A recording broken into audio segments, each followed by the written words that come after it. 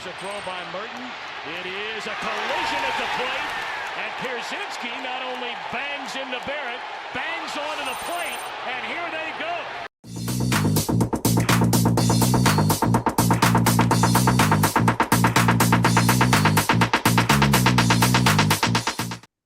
Hello again, everyone, and welcome to this episode of the Crosstown Baseball Podcast. I guess All-Star Game edition, since we're recording this during All-Star Week.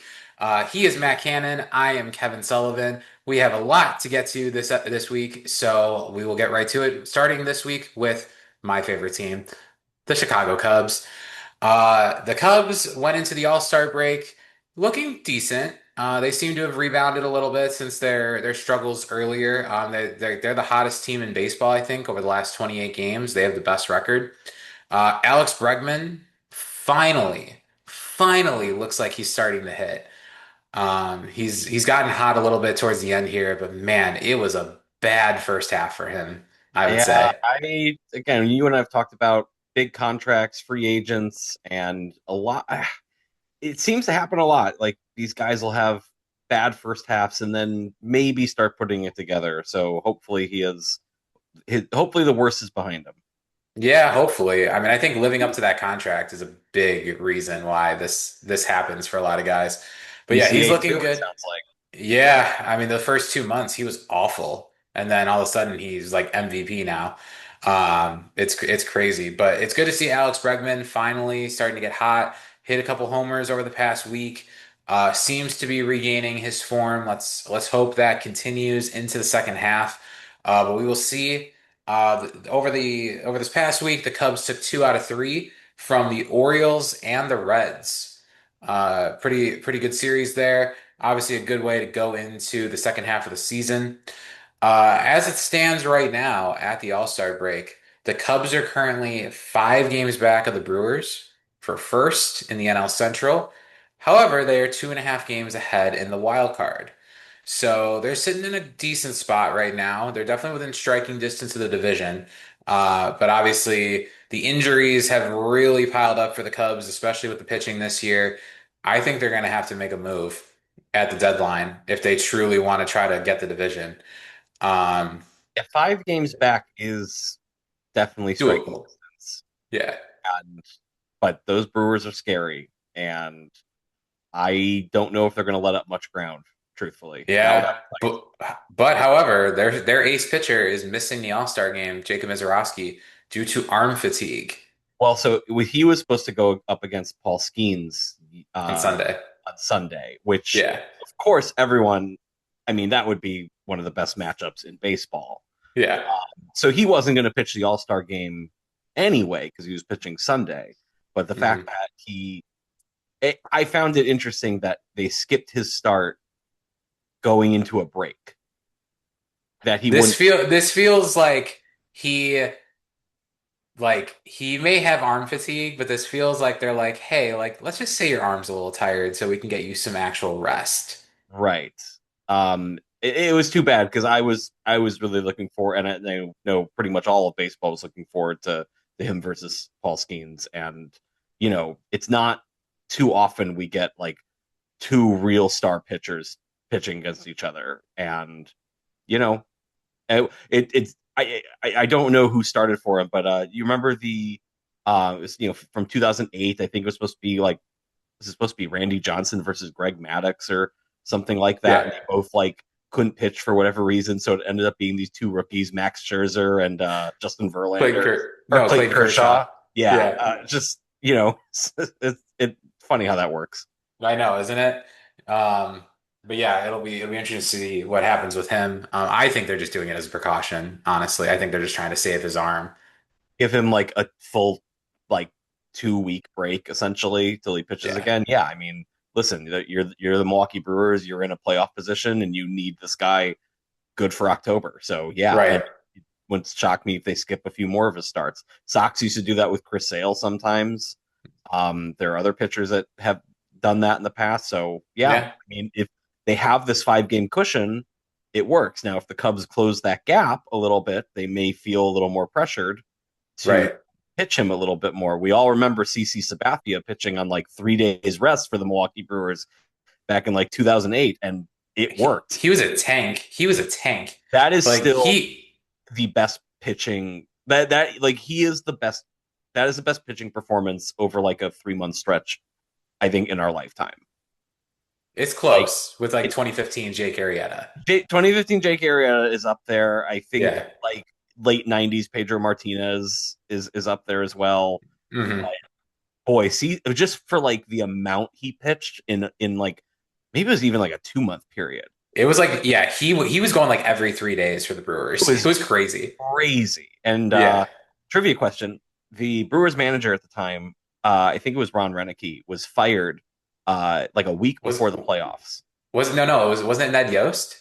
Maybe it was Ned Yost. I think it was Maybe it Ned wasn't Ron Yost. Roenicke. But anyway, do you remember who managed the Brewers during the playoffs that year? I do remember this because he would later go on to manage the Cubs, and it was Dale Swain. Yeah, funny how that works. And then Dale Swain, 2 years with the Cubs, and then Yeah. gone. He was during the rebuild era. We I weren't remember. expecting much from Dale Swain. No, but anyway, funny. 2008 Brewers is like that. Like that team resonates with me a lot because of CC Sabathia. But anyway, so Yeah. yes, Brewers have a nice 5 game cushion, but if the Cubs could make that interesting and force them to make some tough choices down the stretch. Yeah. Yeah, absolutely. And I mean, maybe they make a trade. It's possible. Maybe they acquire another rental like CC and just ride him for the rest of the Yeah, year. yeah. They're literally like, we are riding this guy until his arm falls off in Yeah, 2008. I mean, that's what the Cubs did with Aroldis Chapman in 2016, yeah. basically. I know. We're going to talk about the Red Sox in a sec because I know they swept the White Sox. They're recently 9-0. But the unfortunate reality of them getting hot is that a couple of potential trade candidates are maybe not going to be on the market now Right. because people like Sonny Gray and Aroldis Chapman were gonna be hot commodities, and now the Red Sox may not sell, which like Hmm. it could fall apart. I think they're a pretty flawed team still, and a recent hot stretch doesn't really change that. But because honestly, and I'll get to this with the White Sox, I think a lot of the White Sox sweep was White Sox lack of clutch hitting more than Red Sox pitching. Yeah. But Do you think they should move the trade deadline back a little bit more, like to mid-August? I don't know. I feel like having these guys for 2 months is beneficial. I don't mind it like July 31st when like you used to have like the waiver wire trade deadline and Yeah. everything. Do you remember? I mean, like one of the biggest August trades of our lifetime was, I think it was 2012 maybe, and it was when the Dodgers acquired from the Red Sox like Carl Crawford and it was Josh Beckett and like Yeah. huge Was that the Adrian Gonzalez deal? yeah, it was Adrian Gonzalez as well. Yeah. So like that happened in August, I remember. Yeah. So I don't know. I think it's fine where it is, but make it easier for the waiver wire, I suppose. Yeah, I guess. My theory is if you move it a little bit later, then, teams will maybe have more of an idea if they're going to be buyers or sellers and there'll be more Right. activity. But Yeah, 2 weeks in August could make a world of difference for a lot of these teams. right, right. I mean, that could be the difference between making the playoffs and not. So, Yeah. maybe it is good where it is. Who knows? So yeah, that's what the Cubs are dealing with. So let's see, Matthew Boyd returned to the rotation. In his last start, it was at Cincinnati. He went 6 and a third, 6 hits, 4 earned. Did get the win in that start, so it's good to see him back in the rotation. I mean, we've talked about this like on every episode. The Cubs need all the pitching they can get right now. You just hope he stays in the rotation. Yeah, like seriously, just stay healthy. But speaking of pitching, the Major League Baseball draft was this past week. The Cubs took starting pitcher Cade Townsend out of Mississippi. A little note about him in the College World Series last year, he did shut out the LSU Tigers on their way to a national title. The LSU won last year. So this guy, he has a good pedigree. It looks like he's got a lot of movement on his pitches. He's big. So we'll see what goes or what happens. Obviously, What number did the Cubs pick this like year? 24. Okay, because yeah, they They were were like the end of the first round. cool. Yeah. But yeah, so good to see that. We'll see when he eventually makes it to the majors. I'm not anticipating that being anytime soon. Probably a couple years. Yeah. Let's see. And then obviously the All-Star break is this week, so a bit of an abbreviated schedule. The Cubs will return home to Wrigley this Friday against the White Sox rival, the Minnesota Twins. I will be rooting for the Cubs this weekend because the Twins are actually catching up in the standings a little bit. Yeah.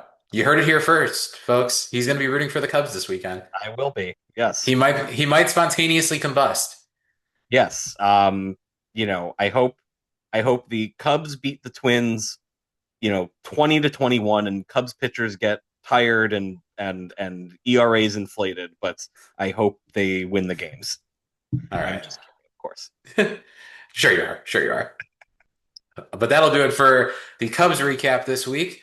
So now I will turn it over to Matt for a recap on the White Sox and what's going on there. Thank you. It was an up and down week for the White Sox. As mentioned, we were swept by the Red Sox, and not just swept by the Red Sox, like not probably our worst series since like the first week of the season, honestly. Okay. Like I mean maybe what 2 runs, 3 runs the whole series. I don't remember exactly. Um, Horribly awful clutch hitting. Um, Not great pitching. And again, a lot of it, the Red Sox are really hot right now, so they deserve a lot of credit. That being said, as someone who was like watching the games, the Red Sox took advantage of bad baseball, and that's what good teams should do. Then the A's come to town, and the A's kind of started off the season okay and have fallen a little bit.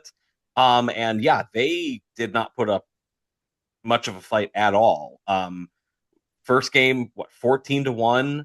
The second game, we did barely squeeze out a 1-0 win, and then game 3 was something like 9-1. I don't remember exactly. Really great weekend series. Lots of excitement surrounding the draft and our 2 new All-Stars. So we'll get to that because last time we talked, Kevin, both the Cubs and the Sox only had 1 All-Star representative. The Sox have added not 1 but 2. One of them not super surprising. Murakami being in the All-Star game, even though missing the last 35 games or whatever it has been. You look at his numbers, and his numbers are All-Star level. Now they're like normal numbers. Back then, I mean, 20 home runs at the All-Star break is still pretty good for a lot of people. Now, 20 home runs at the end of May was like otherworldly. So Right. he will most likely, if he can stay healthy, he will finish the season with like a normal amount of home runs for a power hitter instead of like how many is he going to hit. Right. I said this to you off camera, but I will say it again. I am not thrilled with him doing the home run derby. And he was named Tell our listeners why. huh? Tell our Yeah. listeners why. Yes. So he's named a home run derby before being actually added as an all-star. And of course, it makes sense for Major League Baseball. He is a new rookie sensation. Of course, Major League Baseball has this like love affair with Japanese-born players with Shohei Ohtani now and everything. And also Murakami and the White Sox have been this incredible story, for this 2026 season.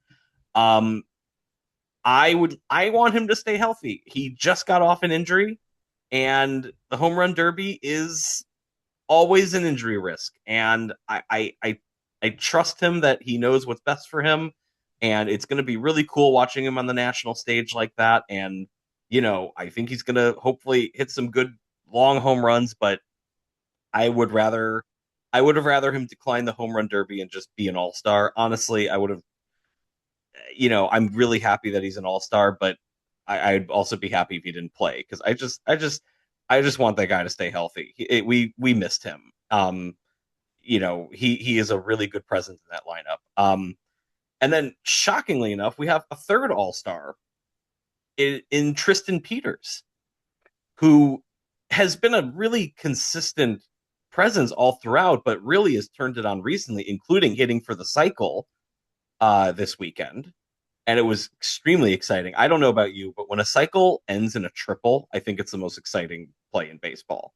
Oh yeah, agreed. Like, Agreed. Because you just never know if he's gonna make it. oh my God. And like, I think that our third base coach like held up the stop sign and Peters just ignored him completely. Because of course you need to go. I mean, also I think they were winning like 14-1 at that point, like, or 10-1 or something. Like, of course you're going for it. Right.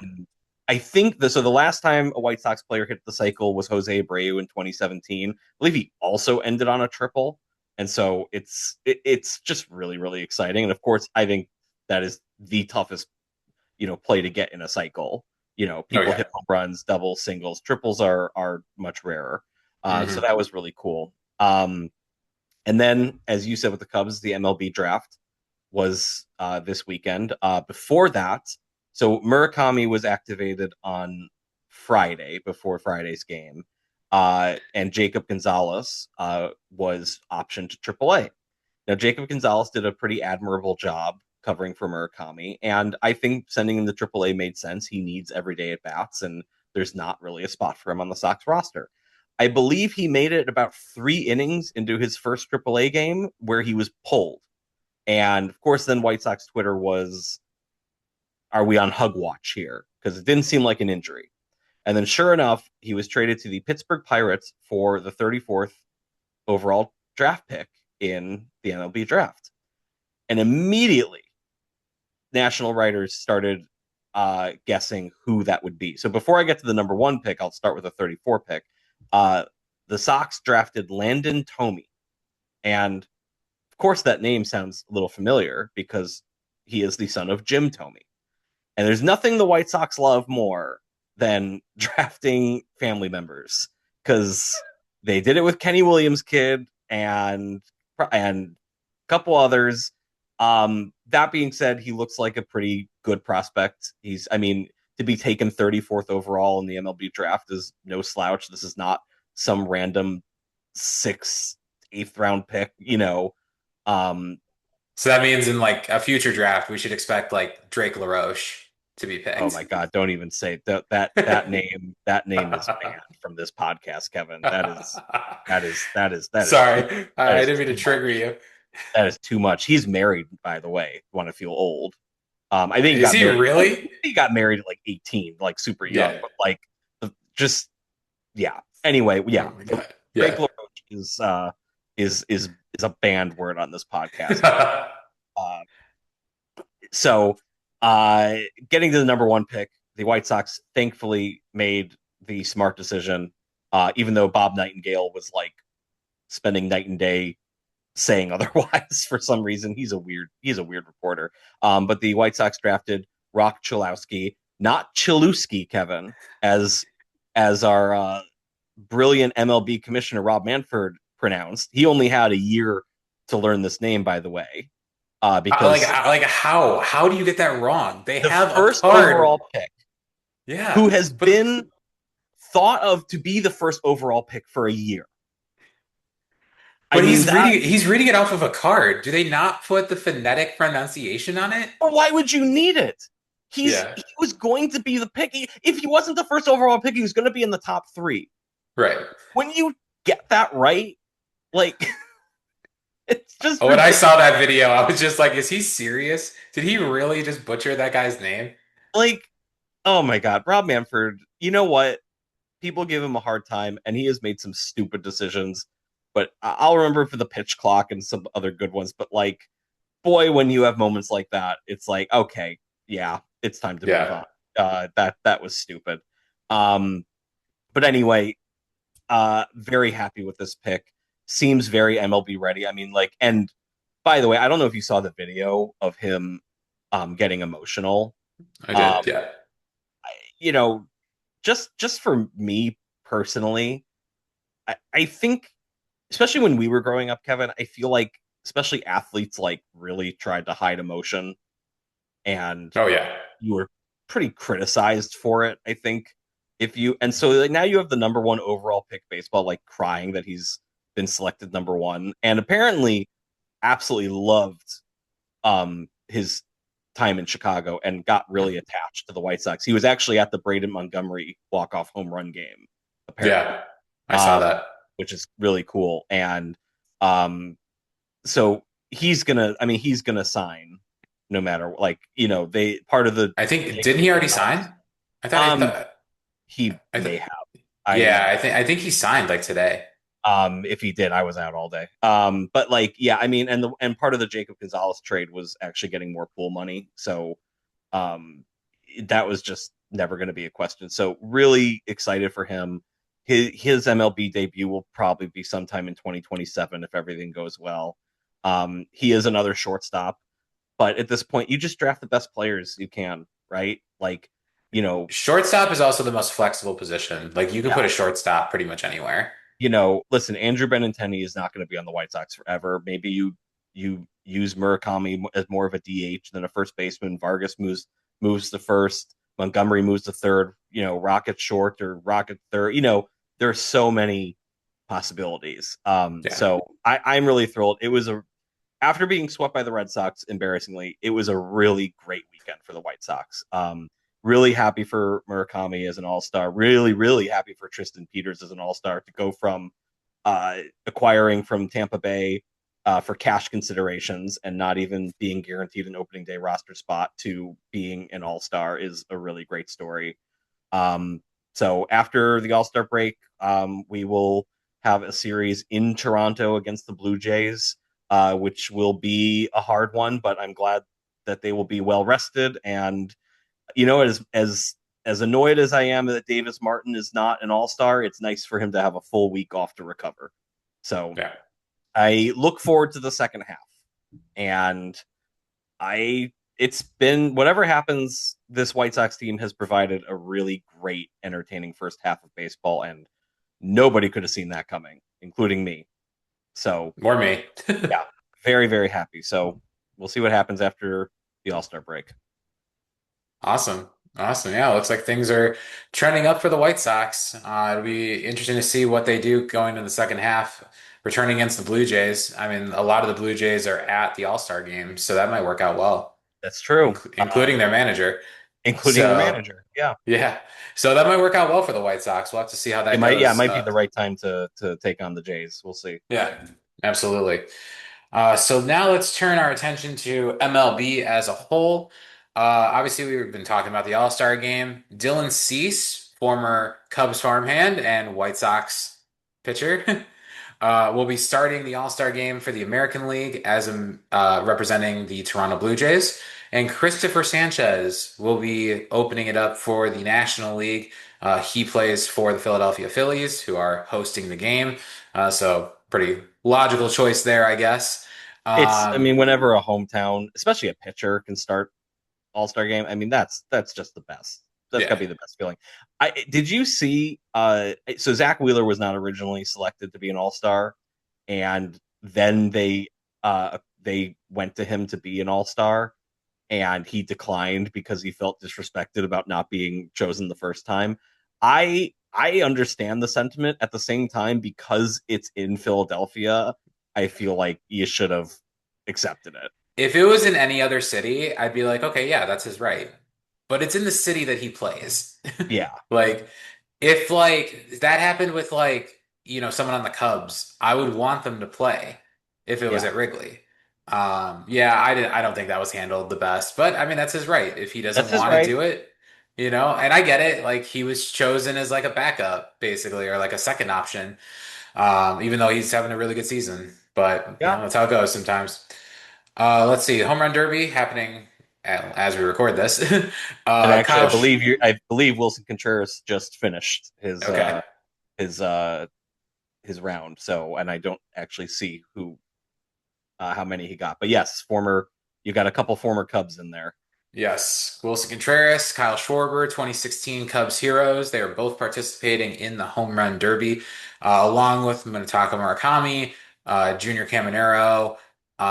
Who else is doing it? Bryce Harper. Bryce Harper. Yeah. And Yeah, it's a good. It's a What? It's a good group this year. Yeah. Yeah, it's a good group. So it'll be interesting to see who ends up winning it. Citizens Bank Park, kind of a hitter's park. It's pretty Yeah, I big. mean Yeah. it's I think so. What is your opinion of them taking away the timer and doing swings instead of Yeah. outs? Well, I'm gonna want to see how this one goes. Personally, when the timer first came out, like I thought it was great. I thought it made the home run derby way more exciting. But then it seems like the last few years it kind of fell off a little bit. It did, and Um, that's why I think they changed it. And you're right, because the so first couple of years were really exciting. so Bryce Harper actually had a really interesting idea, and I think they should consider this. Do the home run derby however you want, like with outs or timers or whatever. But when the participants get to like the gold balls or whatever color they are, then the players get to switch to aluminum bats. Oh my god. Could you imagine a home run derby with aluminum bats at Wrigley Field? Balls would I be mean, flying out of oh there. my god. Like, I mean, think the pitcher might need more than netting to protect them.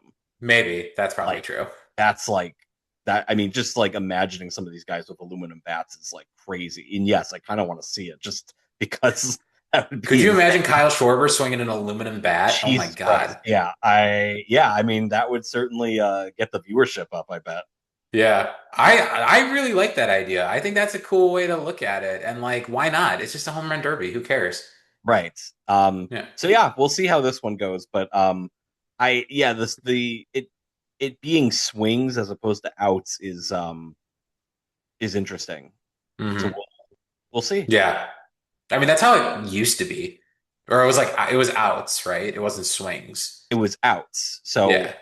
um like, and I don't remember if foul balls counted as outs. I think they did. I think they did. So I actually Yeah. don't really know the difference then. I think well with this one, yeah, I don't know. I think it's like you get like 20 non-home run swings, but you can just keep going if like the last Oh, I one. see. Yeah. Okay. Yeah. Well, I guess yeah, we'll see how it is. Jordan Yeah. Walker is currently up, and he has 20 swings left, and he just hit a home run. So cool. Nice. And then it says He's 19 had swings, so it is counting down even when he hits a home run. Yeah, but I think once you get to like that last one, if you just keep hitting them, like you can just keep going. Gotcha. Interesting. Yeah, So yeah, all right. Home run derby is always fun, and hopefully everyone stays healthy. Murakami. hopefully for your sake. We already kind of talked about it. The Red Sox went 9-0 on their recent road trip, including a sweep of the White Sox.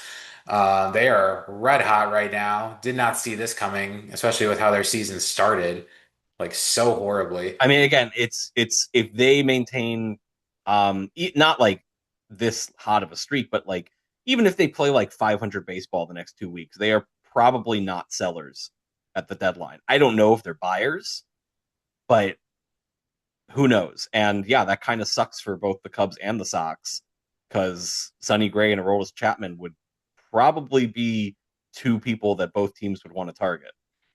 The Red Sox currently have the last wild card spot in the American League, and they have a below 500 record. Oh, I love the American League this year. It's great. They're It's 10 games awesome. out of first. Yeah, I mean, but if you're in the wild card, I mean, like anything can happen in October. Anything can happen. It's you just have to, and you just have to go for it. So Yeah. yeah, that's going to be Abs- interesting to see the next couple weeks to see if they falter at all. Because like one could argue that this All Star break is coming at the worst possible time for them Right. Kills because the the momentum. momentum could just die. Mhm. So we'll see. We'll see what the If rest of they the come way. out of the All-Star break cold, I think they're going to be sellers. If they come Yes, out I agree. hot, I think they stick around and try to go for it. Yeah. One other draft note, a couple former Major League Baseball players' relatives were also drafted, and actually they're working the home run derby right now. CC Sabathia's son, Karsten Sabathia, was drafted by the Milwaukee Brewers. Hopefully they don't run him into the ground like they did his Yeah, really. dad. Well, Um, he's a hitter. I think he's not a yeah, pitcher. he is a hitter. You're correct. Yeah. And then Barry Bonds' nephew, Peyton Bonds, was selected, I believe, by the Giants. I'm pretty sure. Yes. Yeah. Um, Very cool. I mean, you and I have gone on record in a lot of these steroid guys' cases that they should be in the Hall of Fame. You know, was using steroids right? No, but everyone was using it. And Barry Bonds, I mean, Barry Bonds would have been a Hall of Famer pre steroids. And Yeah. so he deserves to be in the Hall of Fame. So it's cool to see his nephew drafted. I think at some point there just needs to be like a steroid era ballot wing, whatever you want to do, of the Hall of Fame. I agree. They Yeah. need to be. I mean, Barry Bonds, Roger Clemens, Mark McGwire, Sammy Sosa, them not being in the Hall of Fame is absolutely ridiculous. Alex Yep. Rodriguez, Manny Ramirez, Rafael Palmeiro. I mean, yeah, it's some of the best hitters of all time. And listen, those home runs, yeah, maybe they got a little bit of assist, off the bat, but they still had to leave the yard. I mean, baseball, you look at the Hall of Fame, the modern wins leader is not in the Hall of Fame. The all-time hit leader is not in the Hall of Fame, and the For a all-time different home run reason, but leader. yes. What? For a different reason, but Yeah, yes. for a different reason. But I'm still like, it's like, okay, at a certain point, like, is this a museum? Is this going to show the history of I the know. game? Well, and the Pete Rose thing, like, maybe that had credibility one day, but when every ad for MLB is now DraftKings and sports betting, and Bryce Harper had to like make a cameo video to like convince some guy to not throw his life away because Which he like then bullshit. did. Yeah, yeah, like yeah, maybe we can forgive Pete Rose, especially now that he's gone. And he's listen, I think Pete Rose unfortunately is not the greatest person in other regards, but you can't deny he is one of the greatest hitters of all time. Yeah, I mean, there are plenty of athletes like that. I don't love them personally, but like they were great athletes. They excelled in their craft. Yep. So yeah, some cool stuff to see here in the draft. It'll be curious to see if any of them end up making the majors. Who knows? Yeah. So now we will go to our baseball at the movies segment. And this week, Matthew, we are looking at the movie 42. 42 was released in 2013. It stars the late Chadwick Boseman as Jackie Robinson, T.R. Knight as Harold Parrott, Harrison Ford as Branch Rickey, and Nicole Beharie as Rachel Robinson.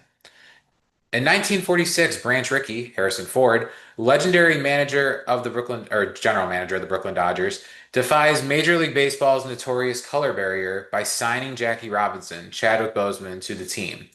The heroic act puts both Rickey and Robinson in the firing line of the public, the press, and other players.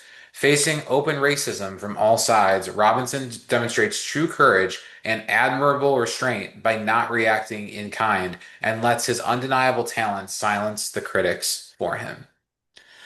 I remember seeing this movie in theaters actually when it came out. I was still in college and we went to go see it because hadn't seen there weren't any baseball movies for a while at that point. I really like this movie. I have always been very fond of Jackie Robinson. I've done many school reports on him, papers, things of that nature, because I think his story is really important for people to hear and to understand that. I mean, there was a time where like all the players on a Major League Baseball field were white. Even like, no black players, no Hispanic players, no Asian players. I mean, it was a very segregated game. And I think this movie does a really nice job of, letting the viewer into the hate that he received. I mean, death threats, bomb threats, couldn't stay at the hotel with his own team in certain cities because the hotel was segregated. I mean, these are real issues that he had to deal with while trying to make himself as a major league player. And Jackie, especially being the first, I mean, he had to deal with it kind of on his own, at least that first season. Afterwards, the Dodgers did bring in Roy Campanella, and there's one other. They had another black player, but I can't remember who it is now. So I know he wasn't the only one for super long, but that first season looks like it was probably very challenging. I can only imagine the hate that he received. I mean, even from And, there's that one scene with the Philadelphia Phillies manager, Ben Chapman, where he's just saying openly Oh my God. racially vile things to him during the game. Yeah. I wanted to throw out actually how that manager is played by Alan Tudyk, who I absolutely love, and like to have him play like such a hateful character, it works really well because like he's usually the opposite of that. So like I remember I clocked the first time watching this. I was like, wow, he's showing some range here because you really hate him in Yeah. this. Yeah. They said, because I was like reading through IMDb, just kind of preparing this, and they said that like him and Chadwick Boseman, to preserve that animosity, they didn't really converse with each other on Yeah, set. They kind of like avoided each other.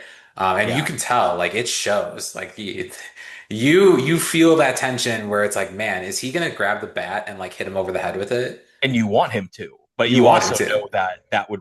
I mean, Branch. There's a great scene in the tunnel. Where Branch Rickey's like, you cannot, like, you're gonna ruin everything if you let your emotions boil over. And oh man, this is a great movie. Um, and boy, I mean, I haven't watched a lot of Chadwick Boseman movies since he passed. What is it, like almost 6 years ago at this point, which is crazy. But Yeah. and as much as I enjoy movies like Black Panther, and I enjoy a lot of his, I enjoy him as James Brown. This is the movie I watch where I think like, damn, he was just getting started. Hmm. That like this was an amazing performance from like a pretty like novice actor at that point. Yeah. Um, and he just plays that role with so much grace and so much gravitas, but also vulnerability, that it's a great performance. I I love Harrison Ford, and I think he's pretty good in everything he does. And the first time I saw this, I really hadn't heard Branch Rickey speak. So I give him a little more credit now, because like after kind of looking up some like audio clips of how Branch Rickey spoke, um I Harrison Ford's performance makes a little more sense. That being said, the first time I saw this, I was like, what the hell is he doing? Yeah. It's kind of a crazy performance. But I He's like almost like a mad scientist. Gives off yeah, that vibe. Yeah. yeah. And like the one flaw of this movie is that it does get very Hollywood. Like I know, like Branch Rickey is made out to be this like you know holier than thou kind of guy to like do this, where like I think the reality is that it was very profit based, very money based back then. Probably. But at the same time, listen, he still took the risk, and he still stood by Robinson, and so he's he deserves to be praised for that, of course. um yeah, I mean, this is a story that should have been told years ago. I can't believe it took until 2013 to make like a real Hollywood movie out of this. It's kind of crazy. Hmm. um there's lots of documentaries and everything, but like this is this is too important of a story. And some other great performances in there. Actually, love John C. McGinley as the radio announcer. He has like this Yeah. perfect radio voice. Like, I love him from Scrubs, so I was like, oh yeah, I forgot he was in this. It's just, and then the whole Pee Wee Reese moment, which I know you have a little tidbit here that it wasn't actually said by Pee Wee Reese in real life, but like it works so well. And also the scene with that where they're in Cincinnati, and you know the dad and the kid love Pee Wee Reese, and the dad is saying all these slurs about Robinson, and then Pee Wee Reese goes and puts his arm around Robinson, and you just see the kid's face, like confused, ashamed. Like, there's a lot of emotion there. And like, Yeah. yeah, hate and racism is taught, not, you're not born with it. And it takes examples of people defying it to really hammer it home. So that's a great moment. And then the maybe we'll all wear 42 so they don't tell us apart is a great line, Yeah. especially, because all the players on, April 15th do wear 42, and it's a really great movie, and it should have been Mhm. made earlier. I think it's like a 4.9 beefs for me, with the slight downgrade being Harrison Ford's kind of crazy performance. Yeah, that's fair. That's valid. Yeah, I mean, I feel like I have to go with the same rating on this one. Like it is a really well made movie. It's one of those baseball movies that I don't think you don't need to be a sports fan to No, watch this movie. not at all. Like baseball, it's a big part of the movie, but it's not the most important aspect of it. It is, what the country was like back then and the hate and the fear and everything that Jackie faced. And that quote, like you were saying, like I love that it alludes to how they honor him today also. Even though that wasn't the original point of that quote when it was said in 1951, but like it kind of just works well with how they honor him. And credit to, I think it was Ken Griffey Jr., who was the one that pushed baseball like, hey, I want to wear this number on April 15th because it means so much to me. I mean, he would never have been in the majors if it wasn't for Jackie Robinson, Right. and he's one of the greatest of all time. I mean, we could name countless players who wouldn't be in the majors or would never have made it if it wasn't for him. I mean, and Um, that's the important thing about this movie. It's not just about baseball. It's not just about sports, because breaking the color barrier in baseball, which was, the most popular sport at the time, especially, before, mhm. nowadays be football and everything. But like it it opened up thoughts and feelings that a lot of these people that grew up with hate and racism had never thought before. Suddenly they're cheering for a black man, then soon a Hispanic man. Like it's really, that's the great thing about sports. I think that it really does bring all people together. I I want to say one thought about the Jackie Robinson like the retiring 42. And I remember having this thought as a kid, and it was controversial at the time, and I don't think it is now. Mariano Rivera continued to wear 42 for the rest of his career because he was Right. grandfathered in. Mhm. I really I thought that was a dick move, and I think it was overlooked because he's Mariano Rivera on the Yankees, one of the greatest closers of all time. I think if another player had, even like another great player, but on the Royals, on the Twins, like had said like, no, I'm going to continue wearing 42. And I know a couple people did, but Mariano Rivera played a long time after it was retired. Yeah. Um, I always thought that was weird, and I didn't like it. I think he should have just respected. It's like, okay, this number is retired for a good reason. I'm going to wear a different number. Yeah. And Like, so there are three numbers that are retired throughout all of a sport. Jackie's 42, Bill Russell's number 6 in the NBA, and Wayne Gretzky's number 99 in the NHL. Bill Russell's number 6 was just retired like a few years ago. right. And there were a number of players who were like, okay, yeah, I'm going to switch my number. Like, I don't want to wear number 6 anymore because this is retired. I would agree with you. And you're probably right. If it was like a lesser known player, maybe there would have been more of that pressure, like, hey, maybe you should like switch your number. But I mean, Mariano Rivera is a Hall of Famer himself, Yeah. easily the greatest closer ever. So it is what it is, I guess. Wasn't Yeah. And like perfect. when the number was retired, well, like, what was it? Is it 2004? 1997, actually. So 97, he was still, I mean, he was establishing himself as like a high end closer. I would have, but like I just don't think he wasn't a Hall of Famer when he made this decision. Right. That's true. Um, That's true. yeah. Also, I just knowing certain things about him nowadays, like how he feels about certain things, like maybe affects my view of him negatively. So like they're, it just, it makes sense he maybe wouldn't think of that number as like Yeah. ultra Yeah. important. I get what you're saying. So yeah. Anyway, I've had that thought since I was a kid. I always thought it was weird, and now I just kind of feel validated about it. Yeah. And especially after rewatching this movie, like if I was a Major League Baseball player wearing 42, and then like it's like Major League Baseball's like, we're retiring this number because of the significance, I'd be like, absolutely. Yeah. Here it is. Give me Yeah. something else. Yeah. Right. You know who else was one of those last to wear 42 was So Mo Vaughn. I remember Mo Vaughn, Yeah. but he only played a couple more years after Yeah. that. So Yeah. He so had it didn't injuries. really matter. But yeah, I would have, I anyway, that's my hot take for the day. Okay. Okay. That's a fair take. I'd be curious to see what our listeners have to say about that. But I think it makes sense. I mean, Mariano probably should have gotten rid of it. So that's our baseball to movie segment this week. Tune in next week when we take a look at a 90s classic, A League of Their Own, Great. Featuring which Wrigley Field, actually. featuring Wrigley Field with a little cameo. Yes, I'm very excited about that movie.